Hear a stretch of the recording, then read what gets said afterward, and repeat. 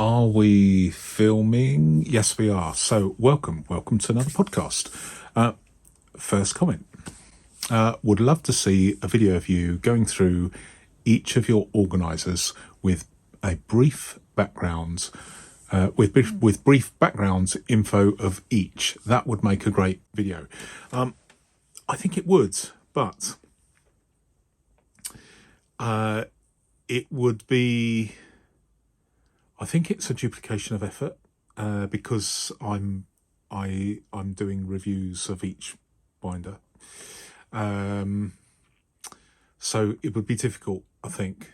But maybe as a YouTube short, who knows? I'll give it some thought. Not quite sure about that one, but we'll see.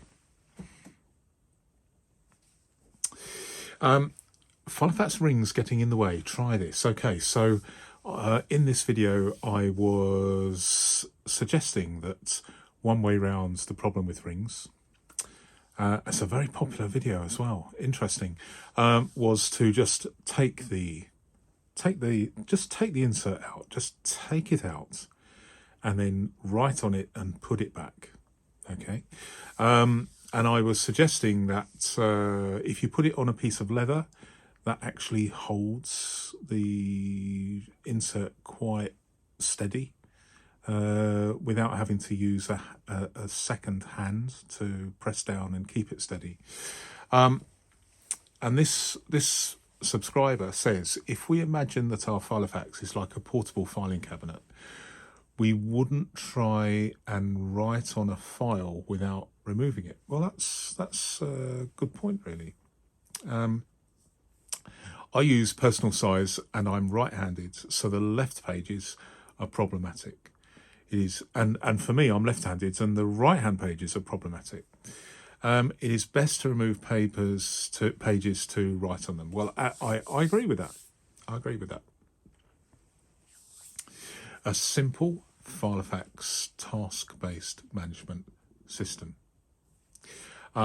Thanks for the genuinely productive and helpful videos. I wish task grids were more common than lists, but why do you find this method easier than just indexing projects on a separate page with their to-dos added to the grid? Well, there's the thing. I think for me, and I can only speak from my personal experience and my personal opinion, for me, I like the grid because if you have everything in a line like a traditional list and you strike it out, you draw a line through it, it just looks a bit messy. Whereas a grid, you can see each grid, and as you cross them out, it's very, very clear, to me at least, that you've crossed it out. And there is another advantage. You may only have one pen. I know some people use different colours to highlight different types of urgency or priority, and that's absolutely fine. If you are you know in a workspace, indoors at your desk with plenty of different coloured pens, but if you're on a train or on a bus or in a cafe, you may not have all those pens of different colours.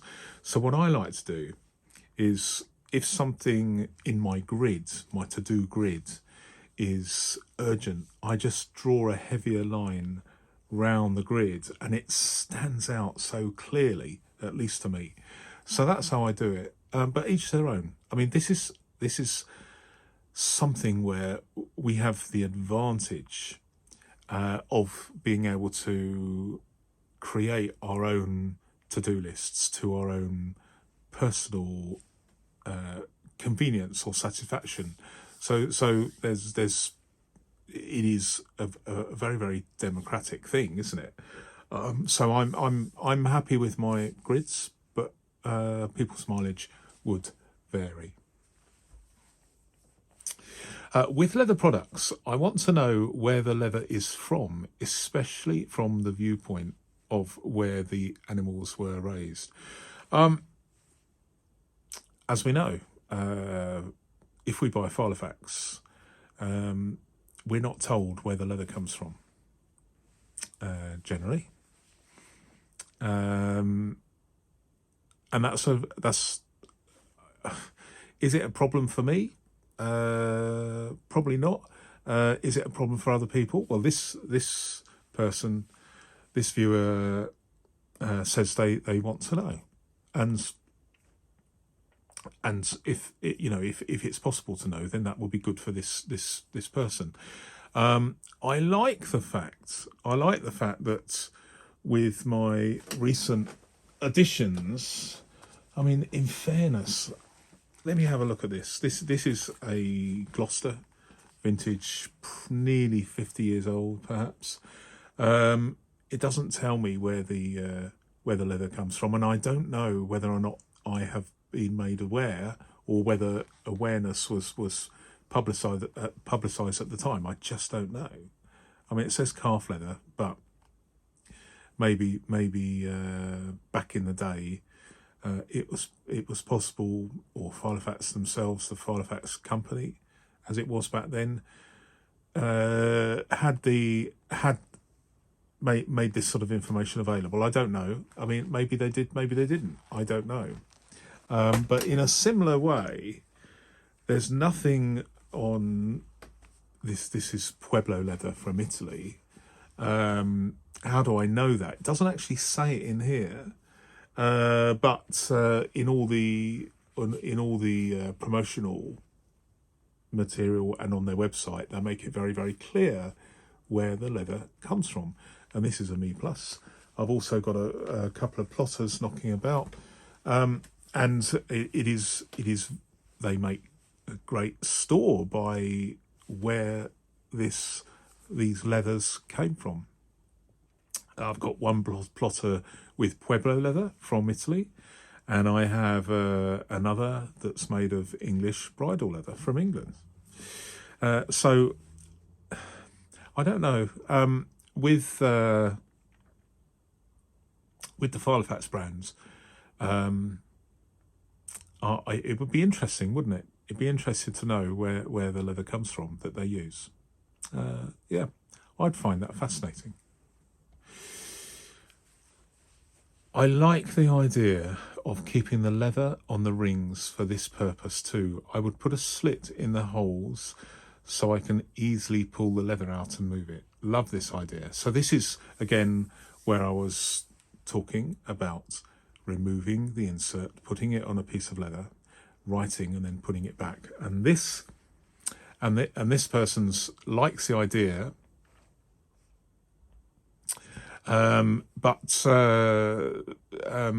with slots in the rings so that they can be easily removed and replaced.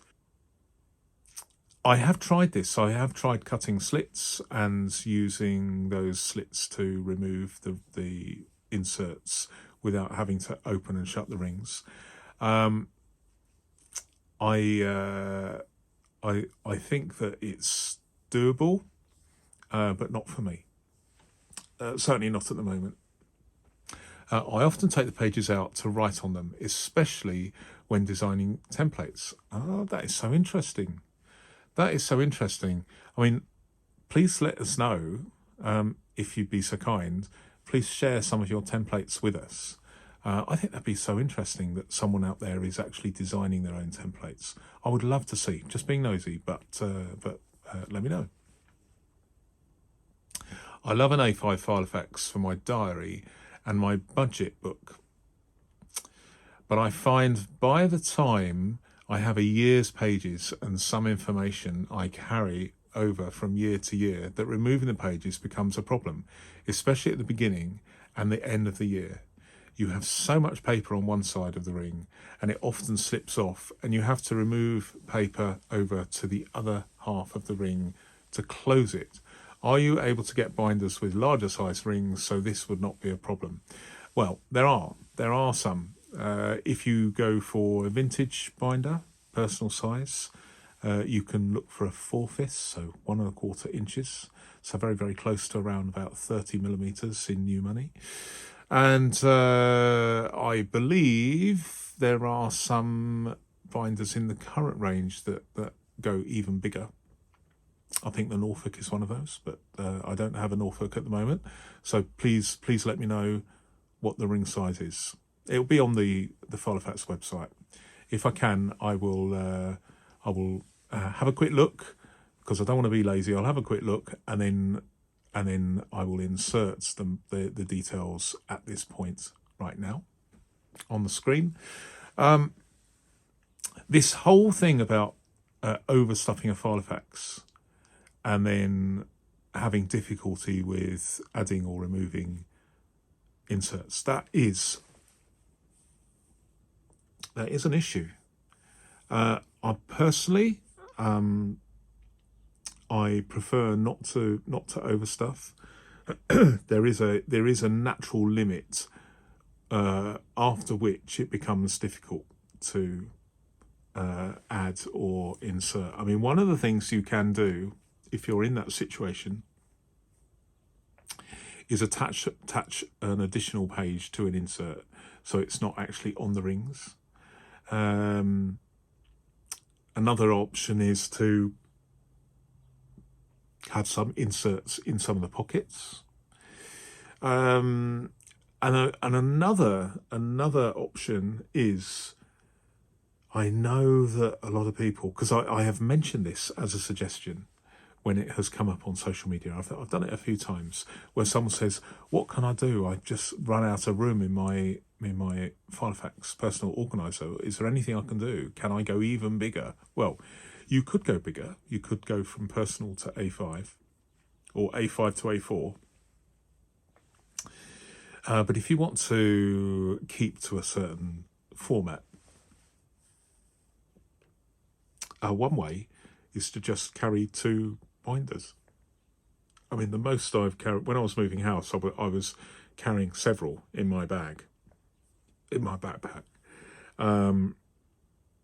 But I'll give you an example. I quite often carry a mini size and a personal size, and I keep the personal size for business and the mini size for non-business. And I'm just trialing. I've been doing that for a few weeks now. It seems to work very well. I think that if you have, say, let's just say an example, you have a Norfolk with extra large rings, and you get to the point where you can't put anything else in there. Well, one option is to just get another binder, whether it's a slimline or a Norfolk or whatever, and just carry 2 binders. It's a bit like, if you've got an office and you've got an arch lever file, and you fill it up because you want all your paperwork, all your accounts in one lever arch file, and you get to the point where you need more capacity, just get another lever arch file, and so you've got 2, and then 3, and then 4, and then 5. And the advantage of having that outlook is it gives you an excuse to buy another really, really nice Filofax, and then you've got 2 and 3, and it gets out of control, but it's a pleasurable thing, is it not?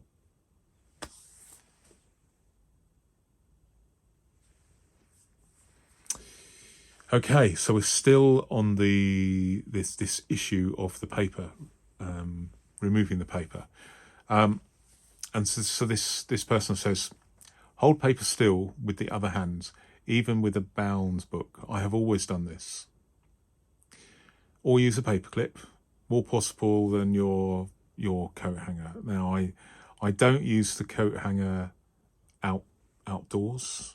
When I'm traveling, but certainly if you've got a really, really recalcitrant binder that doesn't have any flatability at all, then that's what I use. But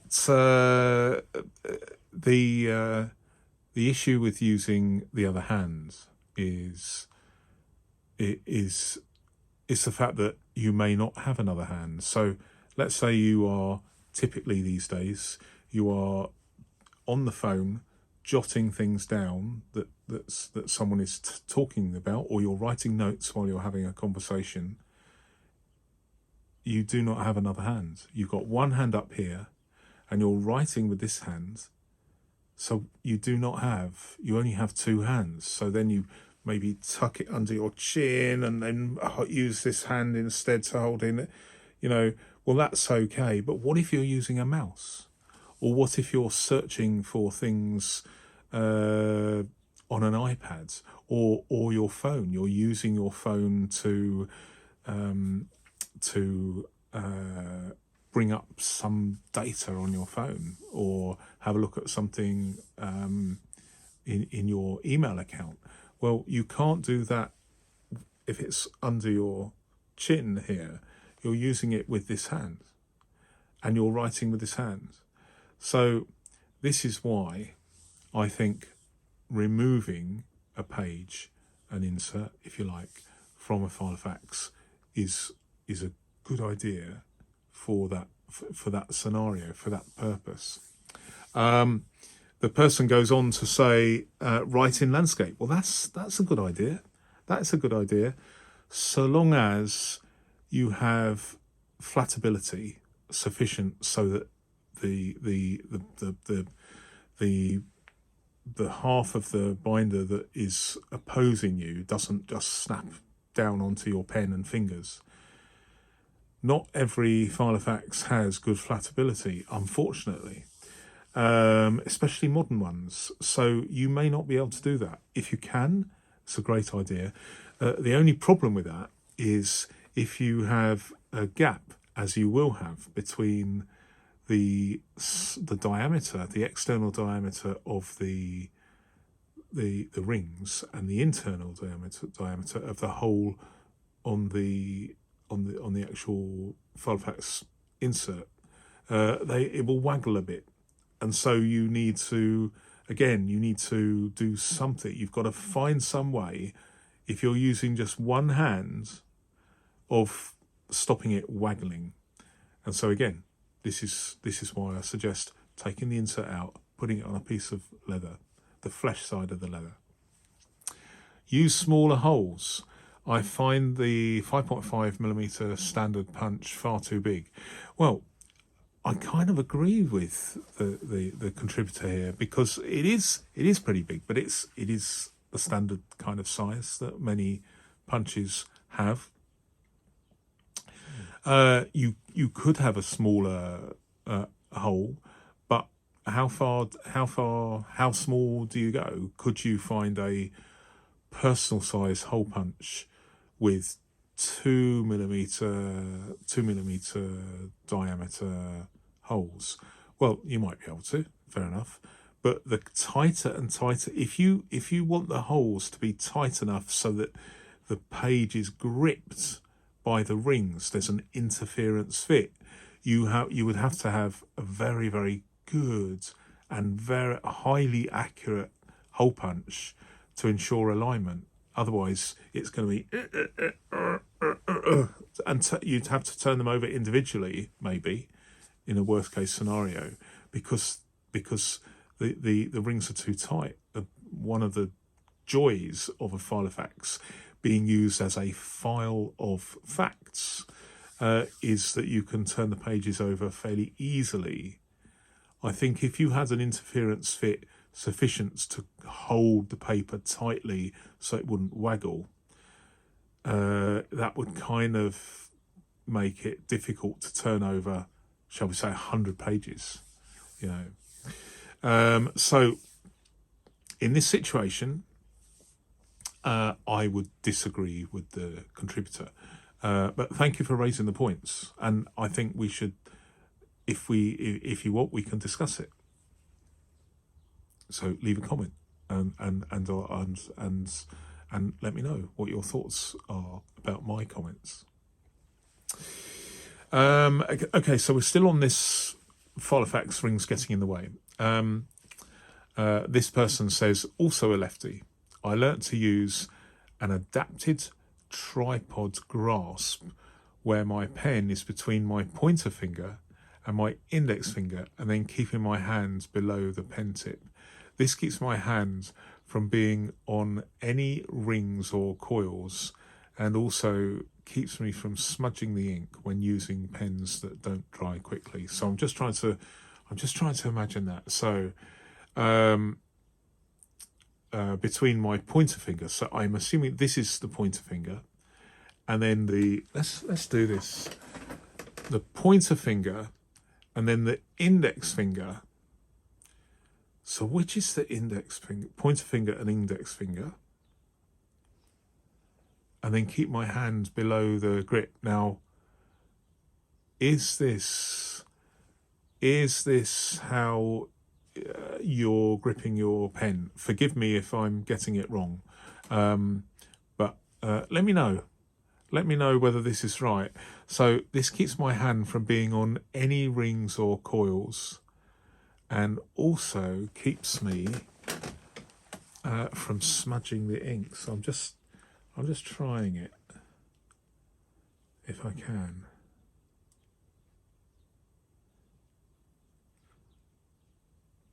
Let's get a bit better grip of that. So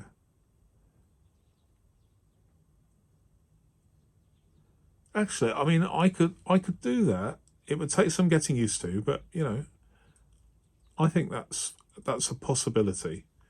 That is a possibility. And keep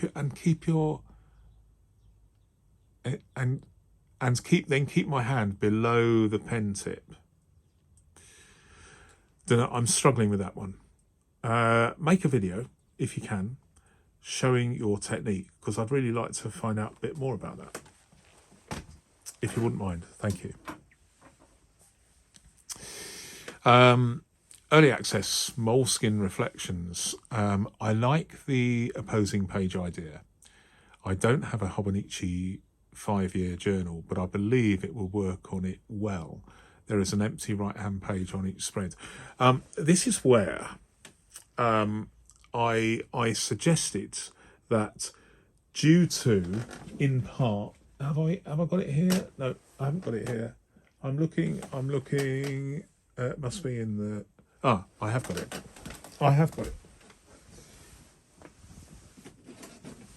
Okay, so this is the exhibit A, my lad. So this is an old Moleskine, and I suggested, due to the vulgarities of the paper, where I can only speak for myself. It may be that every other Moleskine out there is perfectly fountain pen friendly, and I'm just unlucky with mine. But I've bought probably about a dozen of these over the last 10 years, and all of them have been fountain pen angry, apart from one, which is relatively fountain pen friendly. So I bought that in TK Maxx. I got a tip from a channel member, and so I was, and he said, go for the red one, because there's a batch in TK Maxx at the moment, and it just happens to be fountain pen friendly. So I'm bemused slightly that many of us are running around trying to find the secret Moleskine that actually has this mythical fountain pen friendly. But this one is definitely not fountain pen friendly. It's fountain pen angry.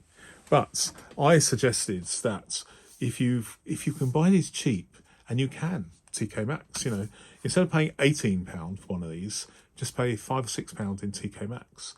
And I suggested, if they were cheap enough, to use your fountain pen on this, put a bit of blotting paper in on the other side to protect bleed through going through onto the opposing page on the other side, and just write in the fountain pen ink of your choice, and then use this blank. If you're writing a journal, use this blank for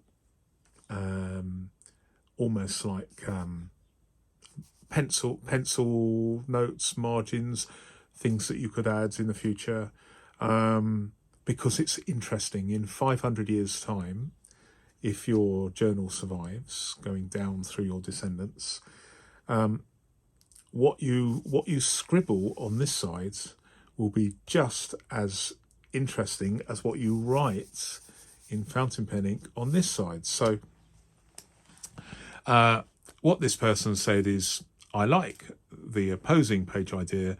I don't have a Hobonichi 5-year journal, but I believe it would work on it well. So I'm tempted to do this, because I do enjoy using fountain pens, but I don't generally use them in Moleskine. So I do like how they feel in the hands, even though I know I'm a sucker for marketing, and I know that the reason why they're nice is because the marketing tells me that these are really nice, and so I should buy them. And so I do, rather than something that's probably just as good but cheaper from, say, Reticey. Very, very good paper, the Reticey. But I don't want to play one book against the other. But I do like the feel of these. I even though I like the Clairefontaine paper in Rhodia notebooks better, and they have a similar format. I like the slightly the shape there. This is a slightly narrower shape than A5 from here to here, and I do like that.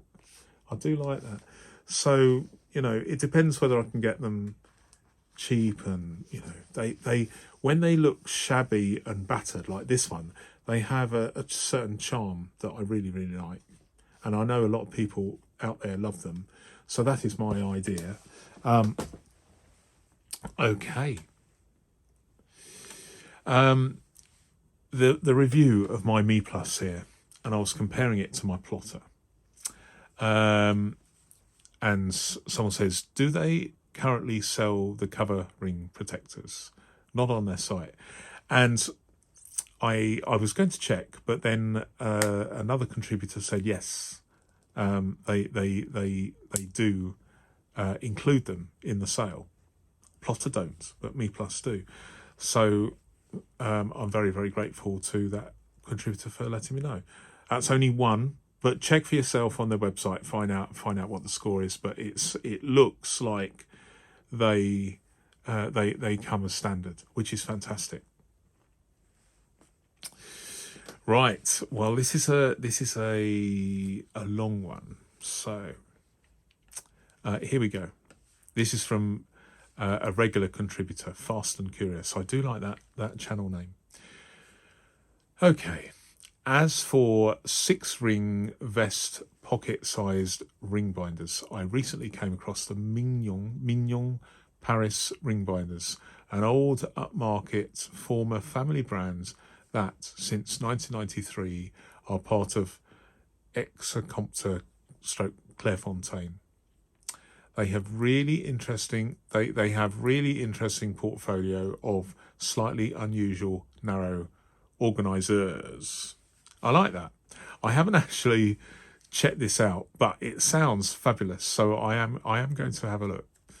So thank you for. I love it when contributors leave some info about obscure notebooks and binders that I haven't come across before.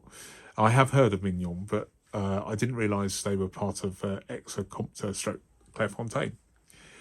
The AK12 and SK12 are quite narrow, flat 6-ring binders, pocket rings. Their AK12 is 13 by 9. I assume that's 13 by 9 centimetres. A7 easily fits. Yes, it would be. This is slimmer than the Plotter Mini with 6 rings. That is interesting. So the Plotter has 11mm rings. So this will be presumably rings that are slightly smaller. This is so interesting. One SK12 version seems even slimmer with 120 by 7.3 centimetres, though I'm not sure whether they erroneously posted the paper size instead of the binder size. Okay, so this is heavy going, but I'm enjoying it. Usually pocket ring binders are about 13 or 14 by 11 centimetres. Is that right? Let's have a look. I need to find a ruler. Okay. I'm not on top form here, but let me just check my ruler. Okay, so 13. Okay. Usually pocket ring binders are 13 or 14. Yes, okay, that's fine, because this is 12mm, but it is a mini 5, and one with a pocket rings would be about 13. So that's correct. If it is only about the width, the slim size Popper Bible is about 10 centimetres wide, which is the same width of their Plotter Mini 6. They might stick out of a vest pocket, but they would fit. This thing about a vest pocket, like a jacket pocket, I think the gentleman means, where you can put I don't really know their interpretation of vest pockets, but a shirt pocket, this sort of shirt, although this doesn't have a pocket in it. I have several shirts where this would fit very nicely in that pocket. But the Bible size, well, the Bible size is kind of equivalent to personal size that dates all the way back to 1910. And as I understand it, that size was kind of designed to fit in the pocket of an engineer's jacket or boiler suit, either a one-piece or a two-piece. A jacket, a personal size slimline, would fit in that pocket. So he could look at his data sheets by just taking it out of the pocket, and these data sheets would be decanted from a set of drawers back at base, if you like, which was the whole. It spawned this entire concept initially of a file, a reference data sheets that you could refer to. If it's only about the width, the slim size Plotter Bible was 10 centimetres wide, which is the same width as their Plotter Mini 6. Okay, so their Bible size Plotter Mini 6 is the same. They also do a narrow version, appropriate enough, called Narrow, Plotter Narrow. So slightly, about a centimetre, I believe, a centimetre less in width than the Bible size or the personal size. And again, if you are looking for a luxury European equivalent of the Plotter Slim personal size, Mignon, that's Mignon for those that are listening, are offering their AK18 with a nearly as narrow 18.5 by 10.8. Let's just do I have a plotter here? Okay, so this is a plotter, which, as you know, I'm not using at the moment because I still haven't filed those nasty sharp corners. Let's just measure this. This is Plotter Bible size, and it is 11.8 in width. 11.8 in width. And Mignon are offering their AK18. I wonder whether that's because it's got 18mm rings with a nearly as narrow 18.5 by 10.8. Most personal size binders are at least 12 centimeters wide, and that is true. This isn't a Filofax, but let's just have a look. 12 centimeters wide, and indeed, well, this one is 13, and with the pen loop, it's 14. But it is quite a wide one. The old-fashioned Filofax of yesteryear were slightly narrower.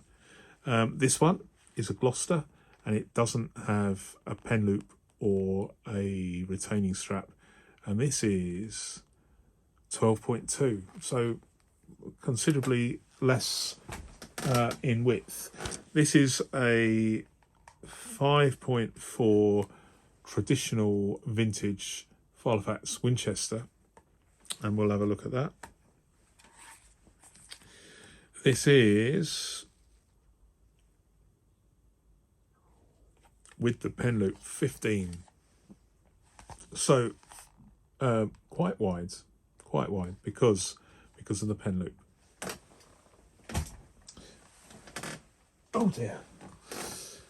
Right, quite a lot there. I'm going to be looking at these Mignon. I mean, they're on my acquisitions list because I jotted them down when Fast and Curious suggested this.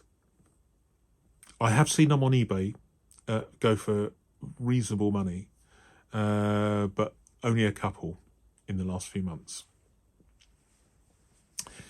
Mignon look very classy with very slim pockets.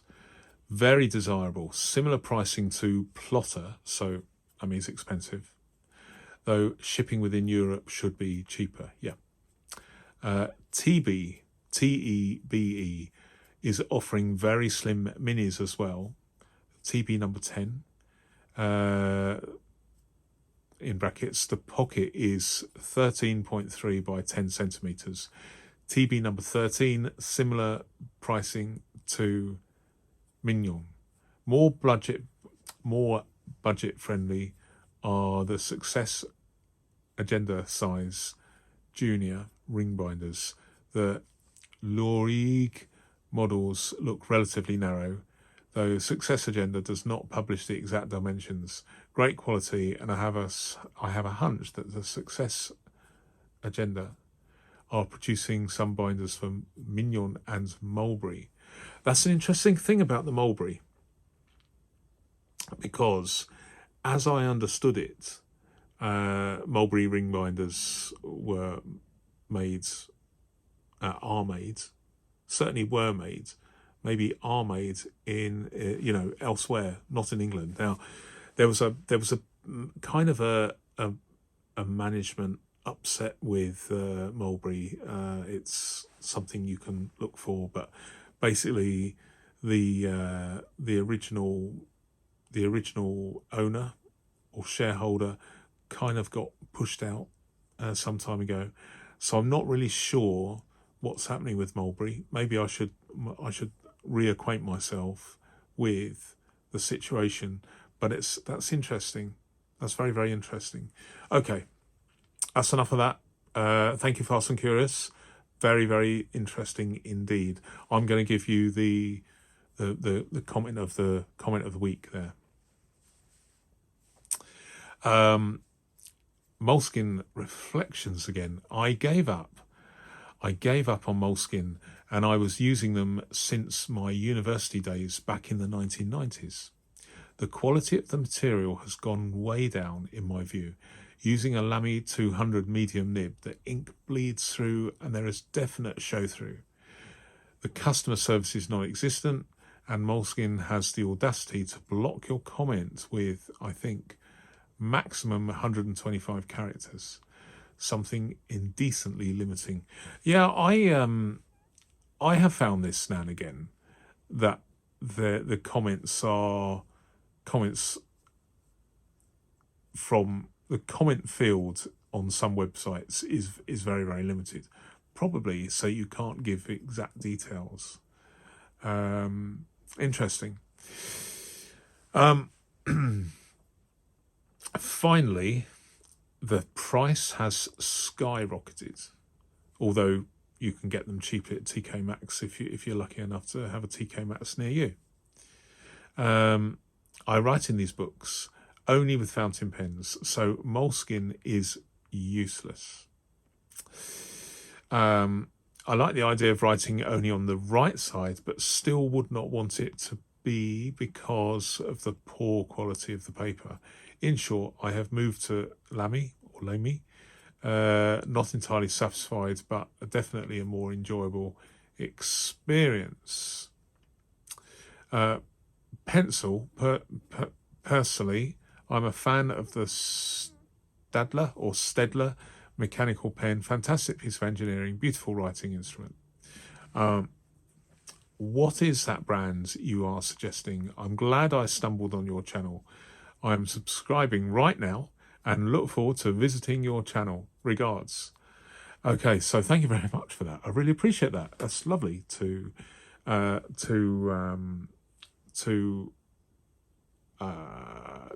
that. Now, I know I can remember this. I replied to this a little while ago, and I couldn't find a link instantly. I think it was the Eagle brands, and they're widely available according to one of my viewers. So have a look at go to that video. Scroll down to the comments and hopefully you'll get the link there. Sorry, I'd completely forgotten about this one. Hello, my friends. I have found this hack super useful. This is the removing the insert and putting it on a piece of paper suggestion. Hello, my friend. I found this hack super useful while using my Everbook, writing on the rough side of the cover for about almost a week now, and cannot understand how I didn't come up with that earlier. Great idea, which works flawlessly with my loose leaf system. Now, can I suggest go to this video, scroll down to this particular comment, and just have a look. Have a look at his channel. His channel's actually called I Wrote It Down. His YouTube channel. I Wrote It Down, and each space is an underscore. So I underscore wrote underscore it underscore down. There we go. Quite interesting. It's kind of a loose leaf system, and made with a really nice piece of really nice leather, and it's not really my cup of tea. I prefer rings or discs, but I definitely recommend having a look at it, because it does, I think, for some people it's worthy of your consideration. So have a look at his channel, and his videos are really good. Another channel commenter says, maybe it's exercise books at school. If you don't hold them, they still won't stay still. Well, my school days are I can barely remember school books, but I think it depends on the desk. I think if you had, if at home you had a nice piece of like a leather topper on your desk, then that would stop a school book moving up and down. But on wooden or formica, that's an old word, isn't it? Formica, or plastic desks, I think they're quite shiny. So it's difficult to hold them still. So yeah, very interesting. I'm just checking to see, and I can see we're up to 46 minutes. Crikey, already. Okay, so this is This is in response to my video showing a vintage Filofax and an interesting collection of inserts. It's my Mailtime 68, and this regular contributor says, "I love the binder and the leather texture. I wish Filofax would make their binders like they used to, or at least bring some back into their lineup." Well, I totally agree. I really do wish we could see those. Obviously, I'm not. I'm just a consumer, but I say it how it is. And I would, excuse me, I'm suffering a bit now. I would love to see binders in the range like they used to. Now I can do that.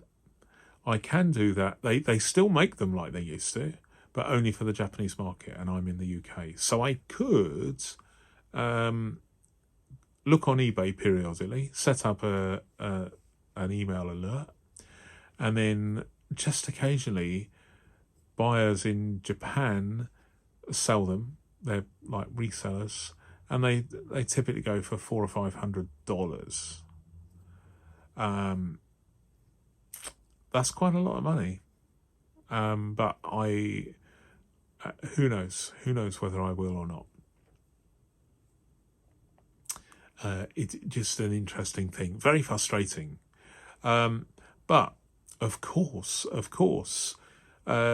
you can also quite cheaply, typically between £50 and £100, you can get a very, very, very good vintage binder made in England of top quality leather.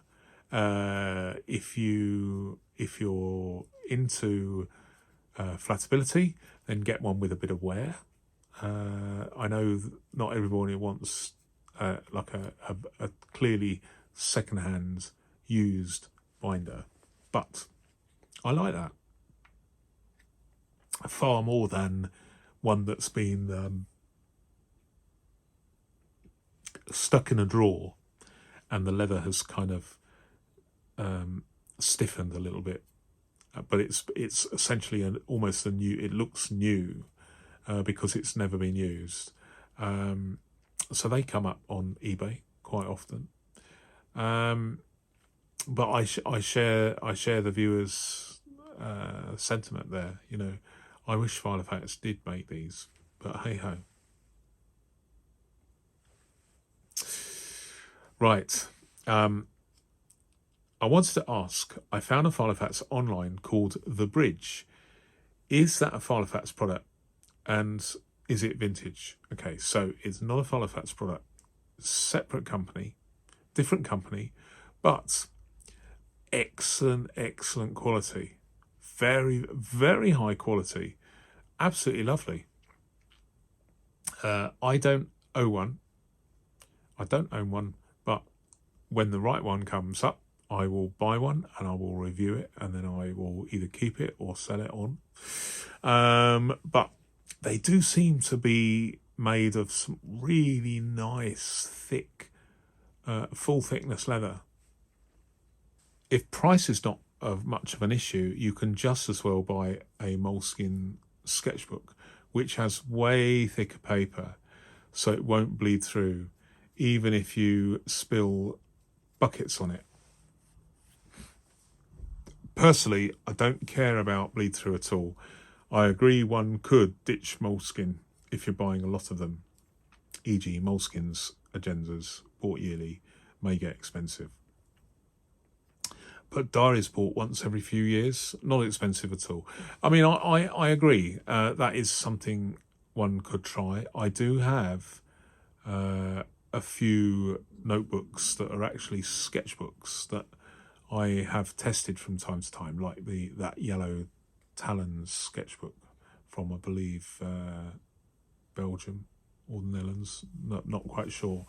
But I could use those. but it's horses for courses. Okay, Mailtime 68. Vintage Filofax, an interesting collection of inserts. I think I saw this listing and my interest was piqued, also due to the texture.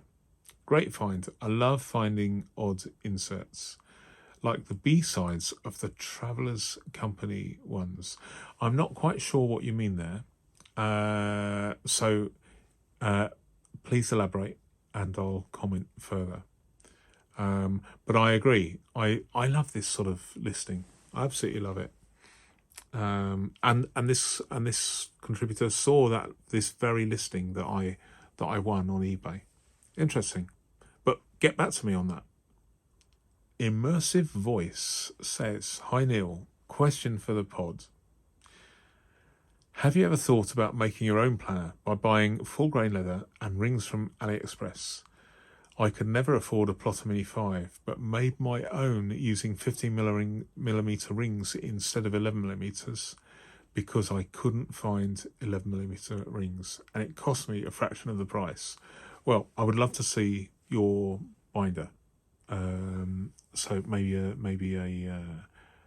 video, perhaps. Yes, I have thought about it, and I've been chatting about this with my channel members. I am currently in the process of making one, and then I'm sharing this with channel members, and then when I've built it, channel members, absolute warts and all, my mistakes and everything. Once I've made it, I will then review my own binder, and I'll make that. I'll share that with everybody. But I only want to share the mistakes and the thought process behind this with channel members, because it's a bit embarrassing, because my binder is not going to be as good as a plotter. But I can tell you this. Yes, I have thought about it. Ideally, I want to make it with a backplate like this, and I'm holding up a plotter, the plotter spine. It's that long rectangular piece of metal, which is a fabulous idea. But I've already got the leather, which cost me about 16, I think, no, was it more than that? About, let's say, £20. And the rings, I can't remember how much some Kraus rings cost, but then I found a company that do make these back plates, but the back plate is going to be about £27. So we're already pushing close to £50, and I haven't even bought the rings yet. So one of the reasons I haven't done it yet is because I'm adding things up, and from the perspective of someone just buying one piece of leather, one set of rings, one backplate, it's very, very expensive. It's pushing the price of, well, not necessarily a plotter, but certainly like a Mee-Plus. It is ridiculously expensive to make your own, unless you are harnessing the economies of scale that enable you to buy 100 backplates or 100 pieces of leather. So that's going to be an interesting thing. I could, of course, just use rivets. Just get from AliExpress, for instance. I mean, I know that I can buy a mechanism, a ring mechanism that is a fairly utilitarian, no-name one. For I think I saw you could buy five for less than £10. Complete rings, and obviously there's no backplate because you're just using a couple of rivets. So it can be done. It can be done. The question is, do I want to do it and just use rivets? I think probably I will, So if I did that, then it depends how you work it. I mean, if you can get hold of a really cheap piece of leather, then from an old leather jacket or a sofa, a couch, then your quid's in, or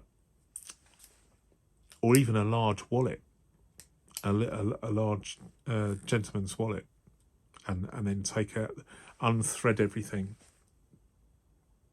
It would work, but it's on the back burner at the moment. So I've acquired the leather, and then I've come to a kind of impasse in my own mind as to would I want to, regardless of the cost, make my own binder very similar to a plotter for almost the same price as a plotter. I mean, I could take a hit for the team, but I don't want to do that right now. So yeah, tricky one, bit long-winded, but there we go. But well done for making one for a fraction of the price of a plotter. I appreciate that. We are at 1 hour and 5 minutes. So what I'm going to do, I'm going to leave it there. Thanks very much for watching. My apologies for I'm not intoxicated because I don't drink, but the medication I'm on is making me very, very tired. But I really, really wanted to get this done, and so I'm pleased that I did. I have yawned a bit, and I'm going to have to edit those out, and I've coughed a bit as well. But I just want to say I want to make more regular podcasts. There have been some times where there's been a bit of a gap between episodes, but I want to do these at least one a week if I can, maybe 2 a week, who knows. But I definitely love answering your comments, and I find it much easier to explain things verbally than try and type them. The other thing I want to say is, if you leave a comment and for some reason you never get a response, my apologies, especially if you respond to a video that was made many months ago. It's very hard to keep abreast of those. But there is one thing you can be certain, and that is, because I moderate every single, at least at the moment, every single video, it means that I have definitely read your comment. If your comment appears on the channel, it means I've actually read it and clicked it to approve it, and then because there's a delay, you type the comment and it doesn't go onto the website straight away, and then 2 or 3 times a day, typically, I have a look and then I approve it. Although I had one today where it was a very naughty one. So when I get one of those, I don't approve it, I delete it. It made me laugh, but it wasn't family friendly. So I'm trying to make sure that I'm moderating every single thing at the moment, to make sure that you can be sure that the comments are all family friendly. There we go. So with that, thanks very much for watching. Until my next video, goodbye.